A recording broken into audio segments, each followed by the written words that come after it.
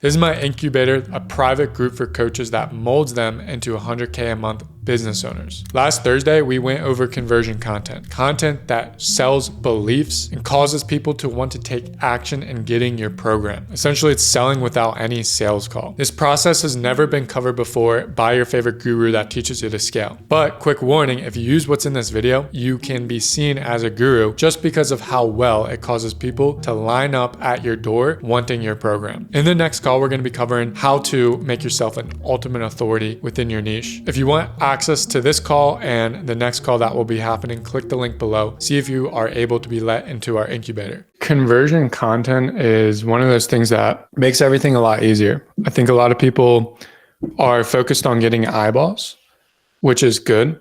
But now we need to figure out, like, how do we convert those eyeballs, just through content, without needing to have a sales call, without doing anything really fancy. So today is going to be on conversion content, mastering that. How do we make content that builds your brand, builds trust, builds reciprocity, and sends people to work with you? That's the key.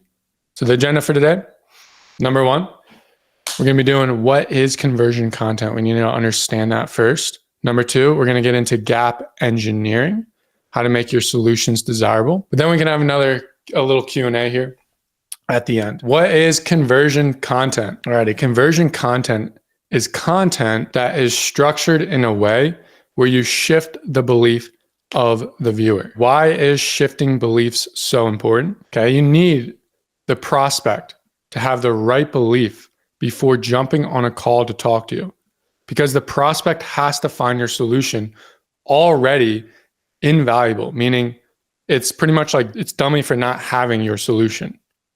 Okay. So you want them to make them believe in your solution first. And you do that by belief shifting. Just put it this way too. Like, if the viewer already knew and believed what they needed to implement that would help them out, they would already be doing it. They knew what they needed. They believed that they needed a certain thing. They would already be doing it. And in our case, right, this is, if you shift their belief, the action that will happen is them going down your funnel, your ecosystem, to want to implement the thing that they believe in. Okay. You can shift somebody's belief. So they have an old belief and you present a new belief and they fully believe that. Then there's a new action.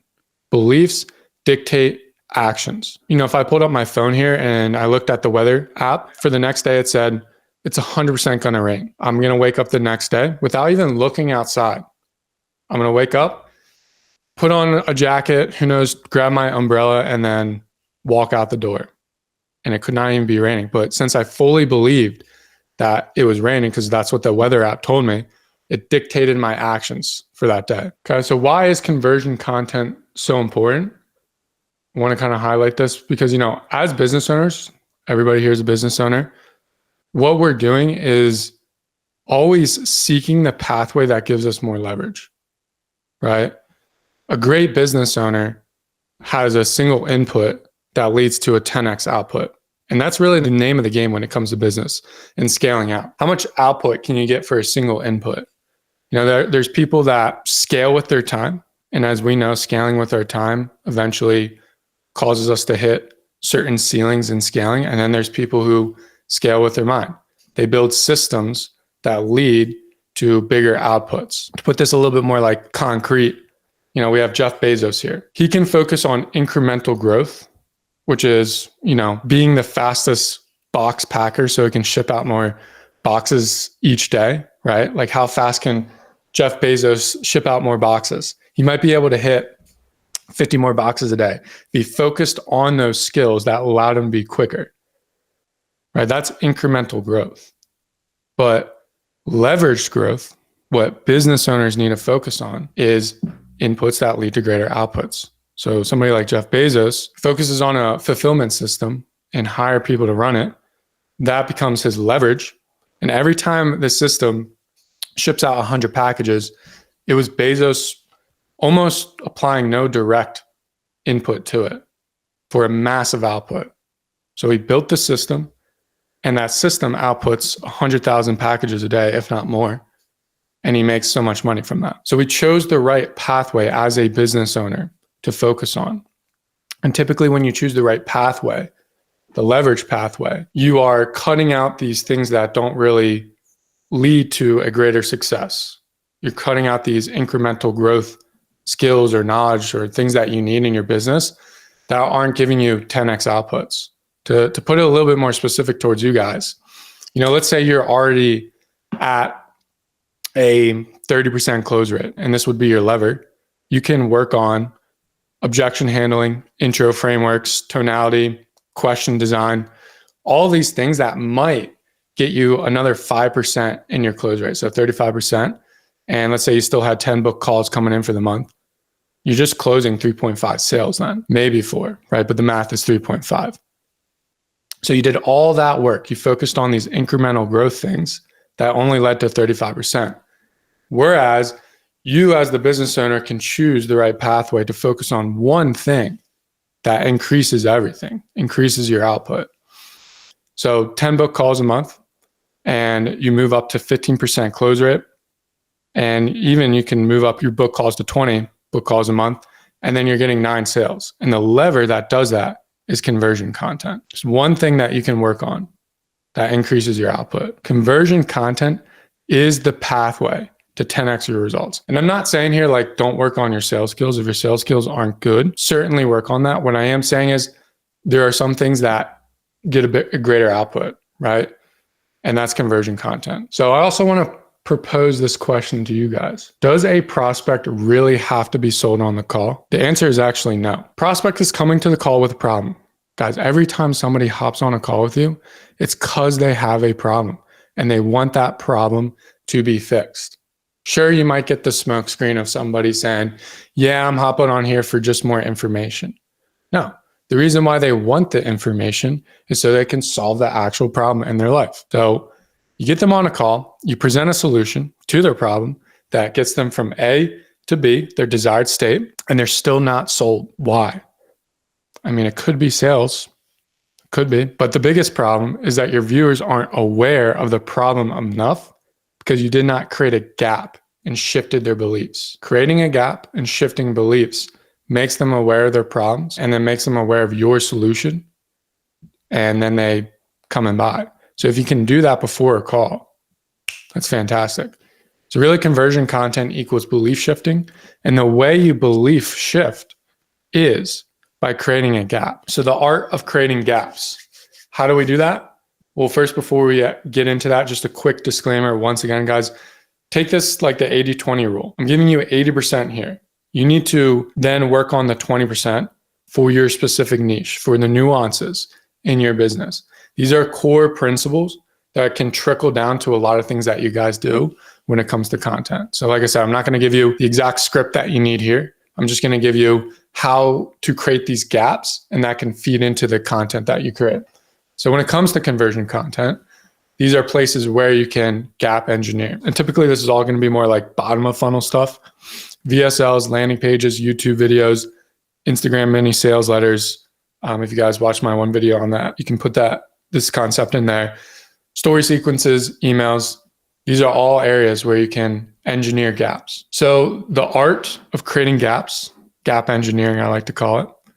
How do we do this? I'm going to show you guys too, like a really basic example. And then I'm going to show you an example of how I did that on this workshop here, which I think will be cool. Really like drive it home for you guys.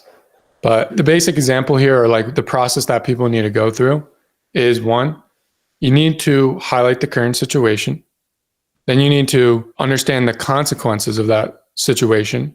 Then you need to get into the current identity of the person, then their current beliefs that feed into that identity, the desired state that the person wants, the desired situation from that desired state, the new identity, and the new beliefs that follow that new identity. Okay, so let me lay that out a little bit more for you guys so you can understand. So current situation plus consequences is the first thing that you need to do, because if you don't highlight their current situation and the consequences that it causes, it's like, let's say I'm selling lead generation to a business, like marketing, giving them leads online, and I'm selling that to a business that solely relies on referrals, right? If they don't understand the consequences of referrals, and what that really leads to, then I can't come here and create ads that are like, get my lead generation system, right? They might think the referrals are great,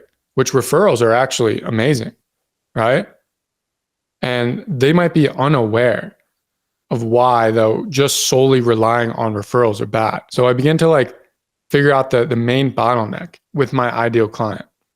It has to be a obstacle that they are aware of. If it's something that they're unaware of, it's impossible to sell a product or service that bridges a gap that's unexistent, or they're at least unaware of that problem. It's like selling $1 million program to a communist, essentially, right? Like going back to the referral thing, like I can tell this person, we can get you $1 million with our lead generation system. But if I never highlighted the current situation, the consequences of that, they're going to think like, oh, I have referrals. Like, why would I ever need that? So I can't start off an ad that way. So we need to get the current situation and then begin to list out the consequences. I'm going to show you like a couple examples. Once again, like this first example is super, super basic. And then I'm going to show you how I kind of used it on you, how I shifted your belief in this workshop here. So the first example that we have is more so a fitness example. I always like using fitness because it's just easy to pinpoint the problems that people are having. And then, it's easy to understand and bring this to your niche as well. So the current situation, lack of consistency. Let's say we're selling to busy parents here. They have a lack of consistency. They're starting and stopping with an unsustainable workout system. Okay, so what are the consequences of all that? You begin to go deeper and deeper and deeper. And the more you highlight the consequences and get deeper and deeper and deeper with that, the better. And the more too that you can use the language that they are telling themselves in their head or that they say out loud sometimes, the better too. So they're starting and stopping with an unsustainable system. They have stress and fatigue. That becomes the norm because they're inconsistent. They get physical insecurities and discomfort because they've just been so inconsistent with working out. And it's like a compounding effect. It just keeps on piling on how much more weight they're gaining, how much more uncomfortable they feel. And then they start to, a compounding effect of how they feel about the way they look, their self-image. So ultimately, they lost control of their life. Eating becomes uncontrollable. Movement is at random. And they get guilt and a loss of self-respect. So this is the current situation. See how I highlighted, like they know that they have a lack of consistency, but now we're waking them up to what this leads to.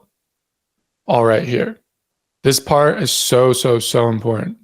Because if I just started to try to sell to them a system that gets them consistent without waking them up to this, it wouldn't make any sense. So highlight the current situation. Then you can go over to the desired situation where fitness is a part of their life. They do not rely on intense fad diets that cause them to burn out. This is what they really want. They have a system that fits into their lifestyle with their kids and family. Fitness is a part of the calendar. Confidence, because they can easily work out, spend time, with their kids and working their job.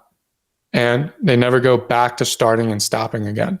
This is the desired situation. So we want to highlight that. And this, you can really get more deeper and deeper with it as well, if you really wanted to. Once again, I just want to keep it pretty basic. So now that we have the current situation, the desired situation, and we're highlighting these things, the gap is starting to form. But I believe the real belief shift comes when you create a gap between their identity. Okay? And the way I like to do this is first label that person. I don't always use the label in my marketing, but it just helps me understand, like, all right, who is this person? And then what are the beliefs that are feeding into this person? So the inconsistent parent, these are the beliefs that they have. I don't have time. Fitness takes forever, and I have kids. My energy goes to my kids. I have nothing left in the tank at the end of the day. I'll start once things calm down, or I'll wait until the newest fad diet or exercise comes out, and then I'll try to lose weight quickly, which feeds into the inconsistency. So once you highlight this identity and then create a gap between who they currently are and what the top 1% of parents look like or what they do and how they think, that's when the shift begins to happen. So the desired identity is the 1% parent. I lead by example, not by my words. Time is created, not found, with systems in place. My energy goes to me first, which allows me to compound my energy for my kids. So these are some thoughts, some beliefs that feed into the identity here. So now we're creating that gap. And then all in the middle of this, you introduce your solution. The important thing is, like I said, the identity aspect, but you want to always introduce the identity first. Okay, if you show the person what their current situation is, and then show them what the top 1% parents do and what they're currently thinking and believe, that's when they're like, oh, there's a clear difference. There's a clear difference between how this person thinks and operates from what I'm currently doing and how I'm currently thinking. And then they're like, okay, now I want to know that difference. That's when you present your solution. Okay. So you can present your solution. You can do this in multiple ways. Typically, always like keeping it to 3 things. You got to fill in like 3 little gaps to get them to hear. So, first one could be foundation. Second one could be workout system. Third, standing and thriving. So don't choose between being a parent or being fit. Lifestyle cardio with the family, no hours on a treadmill. So giving them a lifestyle situation, that's their foundation, changing their lifestyle. Workout system, design 30 to 40 minute workouts that don't require going to the gym. Sustaining and thriving, sustain energy design plan that sustains energy and no cutting of carbs and sugar. So these are the 3 things or solutions that you can give that get them there. Conversion content that causes a 10x output. And so I use this stuff for myself all the time, guys. I really do. Every time I'm coming up with a new marketing message or slightly new offer, or testing something out, I always go back to this, put some things in and see that message beginning to form. Now, I might not take everything from this, but really, I'll kind of highlight exactly what I did actually. So the current situation of you guys is selling through calls, right? You're getting on a call. This becomes very time oriented. You're constrained by your time and you're really a closer. So you're tied to the calendar. You're trapped by your own success because of the time that goes into one-on-one calls. And then you begin to panic around money because, if you don't show up for those calls, you don't get paid. Okay. And then the current identity of that is the unleveraged coach, 10K a month. The beliefs that feed into that, I need to do more to get results. I need to hop on more calls.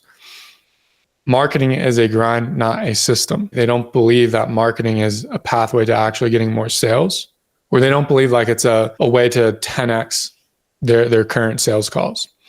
And, ultimately like sales only happens when they're on the call. These are some beliefs that might feed you guys. Maybe it's not perfect, but once again, you're just writing things down to form this message. And then I created the gap here in the identity of the leverage coach. Okay. The leverage coach, they're focused on scalable systems that are leveraged. One video sells 10 people. One thing does 10x. All business owners are doing that. And I tied that to Jeff Bezos. I created a little story around it. And the cool thing is if you make the story real, the more people are going to believe it.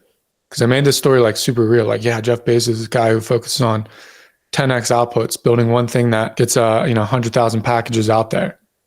And then I got you guys to be like, oh yeah, I need to focus on that. I need to be leveraged just like Jeff Bezos.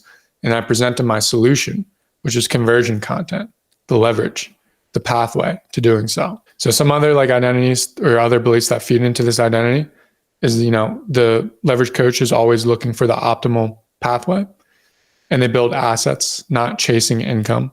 So I can connect these back to the idea of sales only happens when you're on the call. No, you can build assets that cause you to sell without being on a call. And then, the desired situation, freed up calendar, offer that sells itself, mental energy returns, ultimate leverage, and infrastructure that brings in pre-sold clients. So that's how I created the gap with this workshop. And then I could have gotten super detailed about it as far as how I wanted to present it.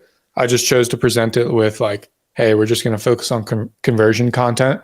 I could have broke it down into 3 different gaps. And typically that's how you want to present a VSL. But since it's just a workshop, so let's just talk about one thing, which is gap engineering, really, conversion content.